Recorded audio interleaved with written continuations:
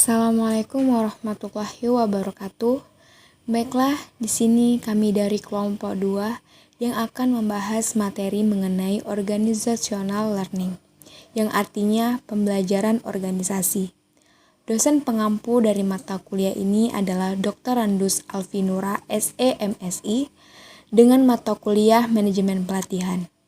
Baiklah, berikut nama kelompok kami. Yang pertama adalah Abyari Jannah Salsabil, yang kedua Dewi Irjayanti Siregar, dan yang ketiga ada Nursia.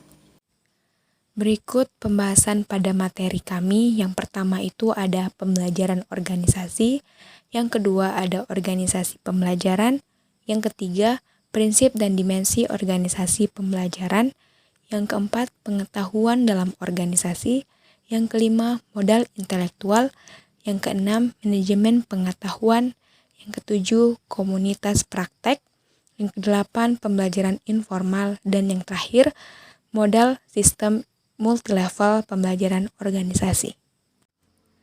Baiklah, selanjutnya berikut penjabaran dari materi pembahasan kami. Pembelajaran organisasi. A. Apa itu pembelajaran organisasi? Pembelajaran organisasi merupakan organisasi yang mengacu pada proses menciptakan, menyebarkan informasi, dan menerapkan pengetahuan, serta menggunakan informasi dan pengetahuan baru untuk mengubah dan memodifikasi perilaku untuk mencapai tujuan dan meningkatkan efektivitasnya. Pembelajaran organisasi berfokus pada sistem yang digunakan untuk membuat dan mendistribusikan pengetahuan baru di seluruh organisasi. Pembelajaran organisasi ini juga dapat digambarkan sebagai pembelajaran yang didasarkan pada deteksi dan koreksi. Contohnya, hal ini bisa menjadi pembelajaran atau menemukan solusi karena perubahan drastis dalam suatu organisasi. B. Organisasi pembelajaran. Organisasi pembelajaran adalah organisasi yang menciptakan, memperoleh, mengatur, dan menyimpan informasi dan pengetahuan, serta menggunakan informasi juga pengetahuan baru untuk mengubah dan memodifikasi perilakunya untuk mencapai tujuan dan meningkatkan efektivitasnya. Ada 5 disiplin untuk menjadi organisasi pembelajar. Yang pertama, penguasaan pribadi. Individu harus terbuka untuk orang lain dan mau belajar secara terus-menerus. Orang dengan penguasaan pribadi selalu dalam mode belajar. Hal ini fundamental bagi organisasi pembelajar, karena organisasi belajar hanya jika individu-individu di dalamnya belajar. Jika individu tidak belajar, maka pembelajaran organisasi tidak akan mungkin terjadi. Yang kedua, membangun visi bersama. Hal ini melibatkan penggambaran dan visi masa depan yang dapat disetujui dan berkomitmen oleh setiap orangnya. 3. Model mental. Model mental mengacu pada gambar dan asumsi yang dimiliki orang tentang diri mereka sendiri dan dunia. Orang harus mampu memeriksa model mental mereka dan menyadari bagaimana mereka mempengaruhi perilaku mereka. 4. Pembelajaran tim. Pembelajaran berlangsung dalam tim melalui dialog, diskusi, dan berpikir bersama. Orang harus bisa belajar dan bertindak bersama. 5. Berpikir sistem. Disiplin ini mengintegrasikan yang lain dengan berkaitan melihat organisasi secara keseluruhan dan mampu melihat dan memahami bagaimana bagian-bagian saling terkait. C. Prinsip dan dimensi organisasi pembelajaran. Prinsip organisasi pembelajaran. Yang pertama, dalam organisasi pembelajar, semua orang dianggap pelajar.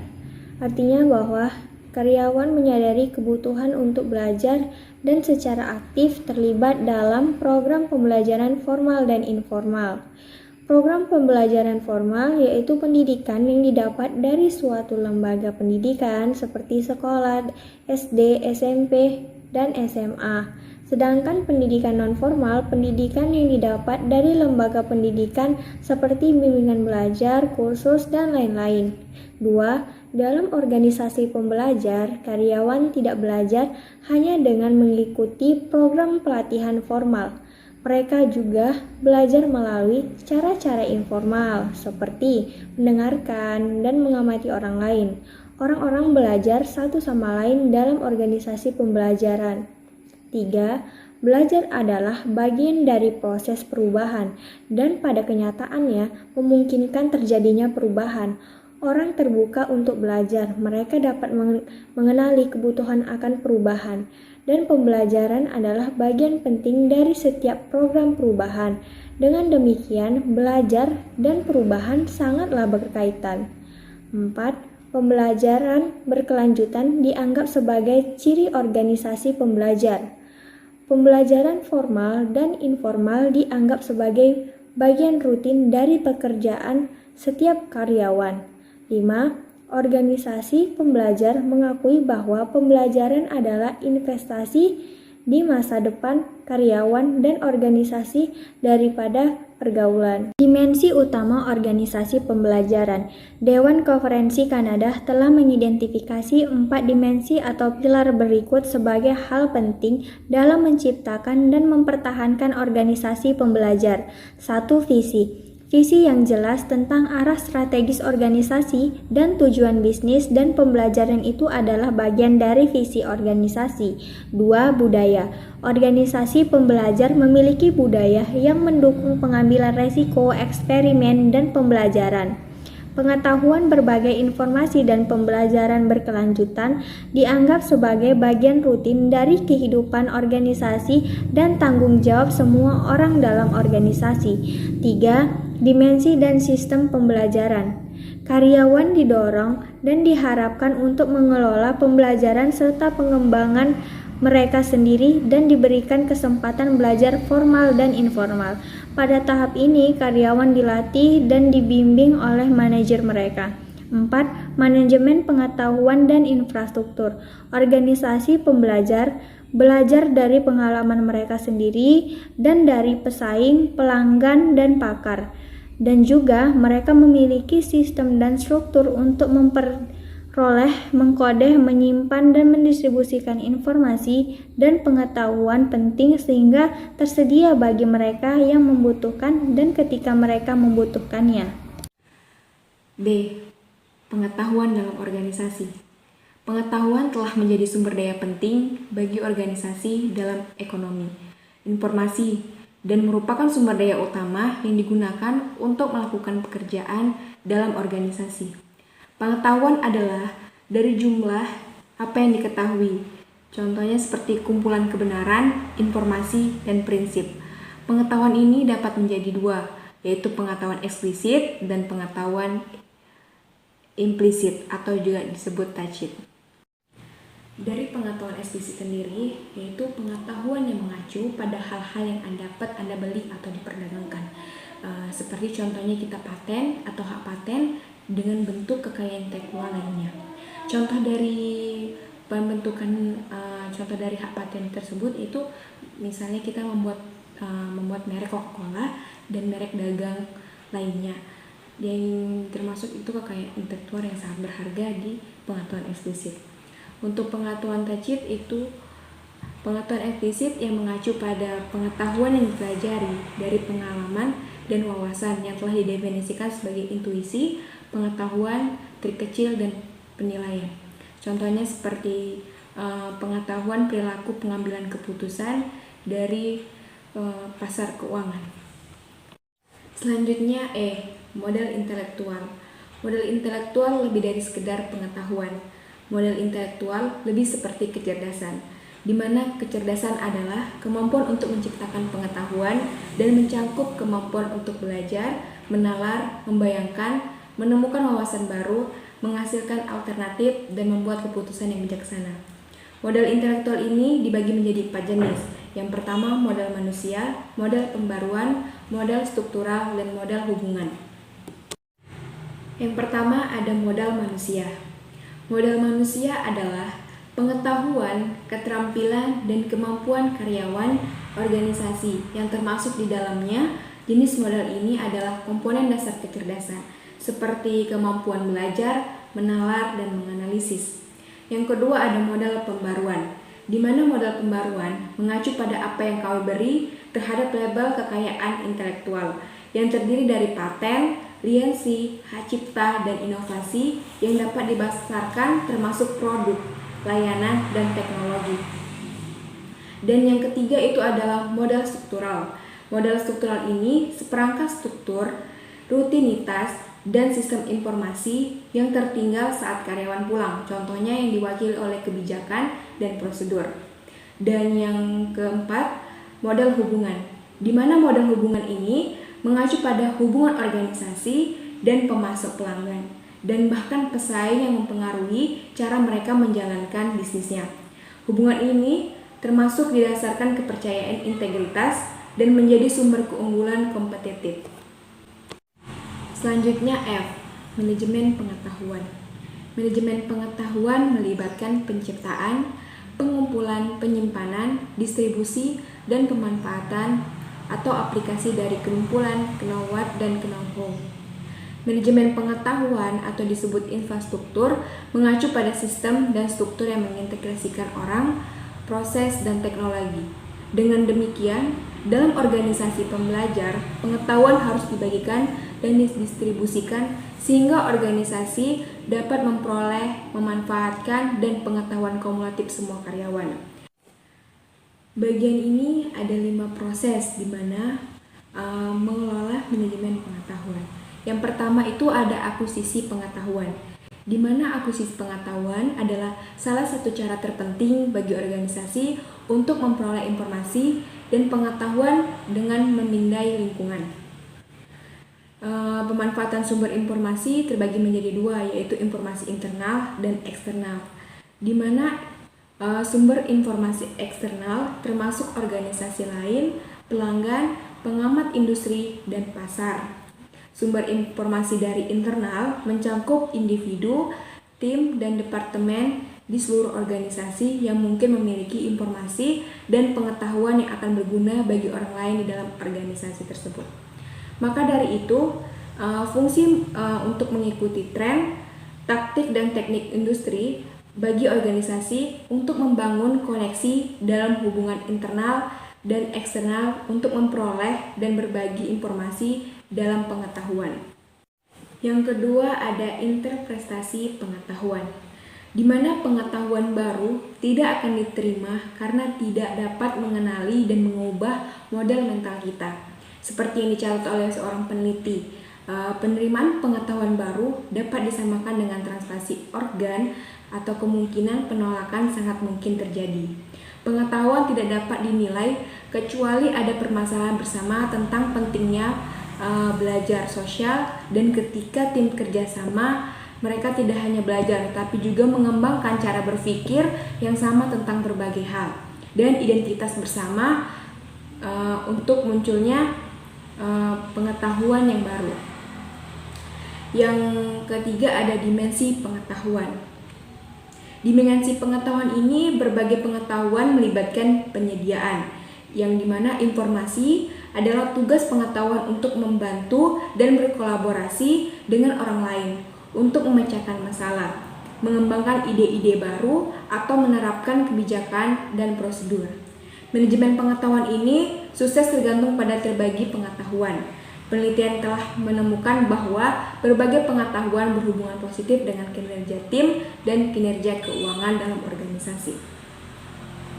Yang keempat ada retensi pengetahuan, di mana untuk memanfaatkan sumber pengetahuan ini, organisasi harus membangun alat untuk dengan cepat mengkomplikasi, menyimpan, dan mengambil kembali pengetahuan ini, semacam inventarisasi intelektual. Dan yang terakhir ada pemanfaatan pengetahuan. Meskipun perolehan, interpretasi, dan penyebaran, serta penyimpanan pengetahuan itu penting, pada akhirnya yang paling penting adalah apa yang dilakukan karyawan dengan pengetahuan mereka dan bagaimana pengetahuan itu ditetapkan dan digunakan.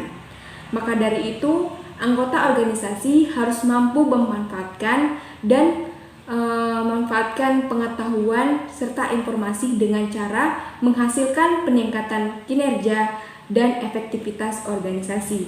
Contohnya seperti studi terbaru tentang tim penjualan dan cabang-cabang perusahaan yang ada di Korea maupun di luar lainnya dengan memanfaatkan pengetahuan tim berhubungan dengan positif dan kreativitas tim. Komunikasi praktek. Komunikasi praktik adalah kelompok karyawan yang berbagi keprihatinan dan masalah yang sama dan bertemu secara teratur untuk berbagi pengalaman dan pengetahuan mereka, belajar dari satu sama lain, dan mengidentifikasikan pendekatan baru untuk bekerja dan memecahkan masalah. Ada pula prinsip-prinsip inti dari komunitas praktek adalah bahwa pembelajaran bersifat sosialisasi dan bahwa orang-orang belajar dari satu sama lain sambil bekerja sama di tempat kerja. Menurut Etienne Wenger dan Jean Lab menciptakan istilah komunitas praktek. 3 karakteristik mendefinisikan komunitas praktek. Yang pertama, domain. Domain itu komunitas praktek harus memiliki domain minat yang dibagi antara para anggotanya. Masyarakat. Dalam komunikasi praktek, diskusi, berbagi, dan bertukar informasi, serta saling membantu antar anggota. Yang ketiga, praktek. Anggota dalam komunitas praktek adalah praktisi dengan sumber daya, pengalaman, cerita, dan alat yang mereka gunakan untuk memecahkan masalah. Meskipun komunitas praktik adalah kelompok informal yang mengorganisir diri sendiri yang terbentuk secara alami, mereka dapat diciptakan, dipupuk, dan dipelihara dalam organisasi. Untuk melakukannya, para manajer perlu berfokus pada 3 hal. Yang pertama itu mengidentifikasi komunitas praktek potensial yang akan meningkatkan kemampuan strategis organisasi, seperti mengidentifikasi anggota potensial dan menyatukan mereka. Yang kedua, mengembangkan infrastruktur untuk mendukung komunitas praktek dan memungkinkan anggota untuk berbagi keahlian mereka, seperti mereka perlu diintegrasi ke dalam organisasi dan didukung. Yang ketiga, menilai nilai praktek komunitas organisasi, seperti dengarkan cerita dari anggota tentang pengalaman mereka, tentang bagaimana komunitas mereka membantu mereka memecahkan masalah, menghemat uang perusahaan, dan lain-lain. Pembelajaran informal. Pembelajaran informal bersifat spontan, segera, dan spesifik untuk tugas. Jadi dia enggak terstruktur gitu, enggak ada dominannya, jadi spontan aja gitu, secara tiba-tiba. Perbedaan antara pembelajaran formal dan informal. Yang pertama, faktor kontrol. Pembelajaran formalnya, kontrol pembelajaran terletak terutama di tangan organisasi. Pembelajaran informalnya, kontrol pembelajaran terletak terutama di tangan pelajar. Faktor relevansi. Pembelajaran formal, relevansi variabel bagi peserta karena tidak disesuaikan dengan individu. Pembelajaran informal sangat relevan dan spesifik untuk kebutuhan individu. Faktor waktu. Pembelajaran formal biasanya ada keterlambatan karena apa yang dipelajari tidak langsung digunakan di tempat kerja. Pembelajaran informalnya, apa yang dipelajari cenderung langsung digunakan dalam pekerjaan. Faktor struktur. Pembelajaran formalnya sangat struktur dan terjadwal. Pembelajaran informalnya biasanya tidak terstruktur dan terjadi secara spontan. Faktor hasil. Pembelajaran formalnya cenderung memiliki hasil yang spesifik. Pembelajaran informalnya mungkin tidak memiliki hasil yang spesifik.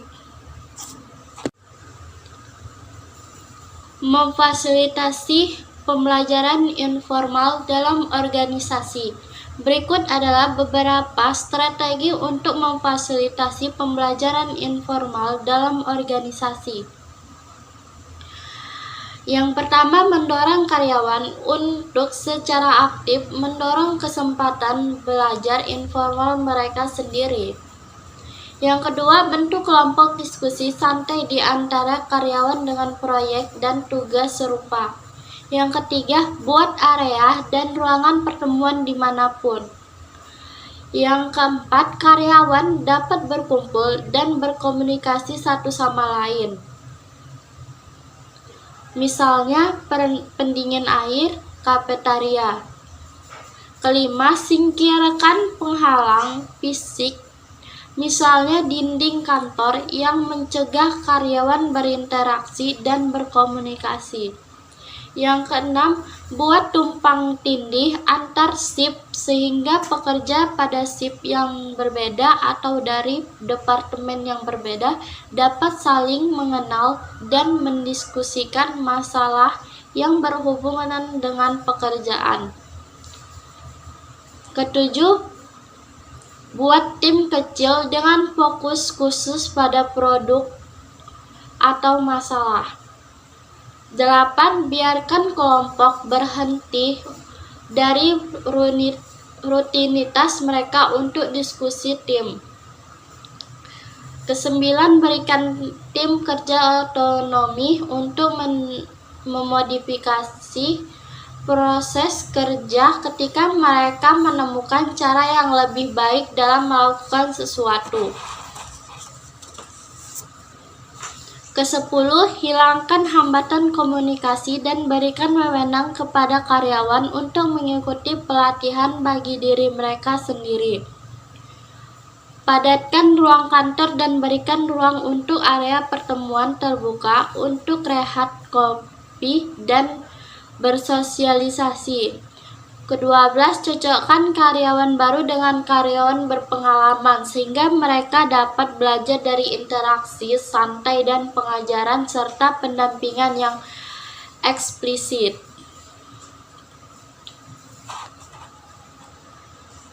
Model sistem multi-level pembelajaran organisasi. Model ini menunjukkan bahwa ada 3 tingkat pembelajaran dalam organisasi. Yang pertama itu tingkat organisasi. Tingkat organisasi terdiri dari kepemimpinan, budaya, visi, strategi, dan struktur organisasi. Praktik organisasi diperlukan bagi organisasi dan anggotanya untuk memperoleh dan berbagi informasi dan mendistribusi informasi dan pengetahuan di seluruh organisasi. Yang kedua ada tingkat kelompok.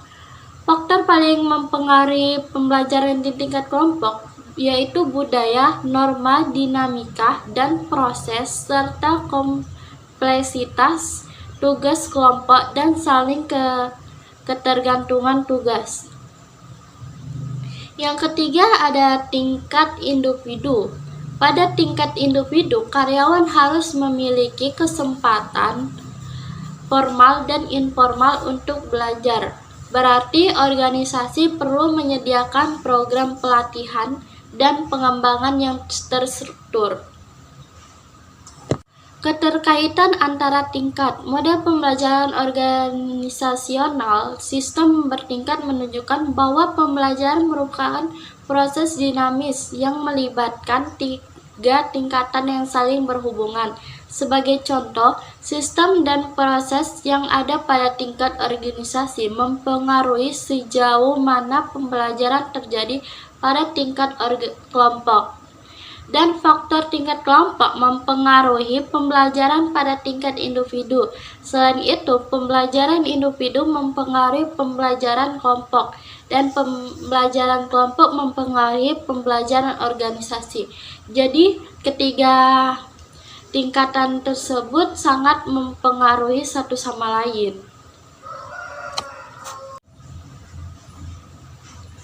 Ada pula kesimpulan dari materi kami, yaitu manajemen pengetahuan sangat penting bagi sebuah perusahaan, sehingga perusahaan tersebut bisa berkembang dengan pesat.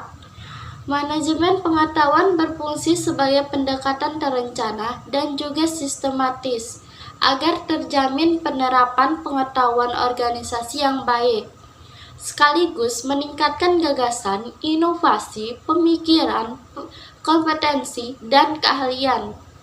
Dengan begitu, organisasi bisa berjalan lebih terarah, efektif, dan efisien.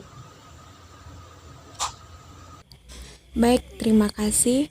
Segitulah hasil dari pemaparan materi kami mengenai pembelajaran organisasi.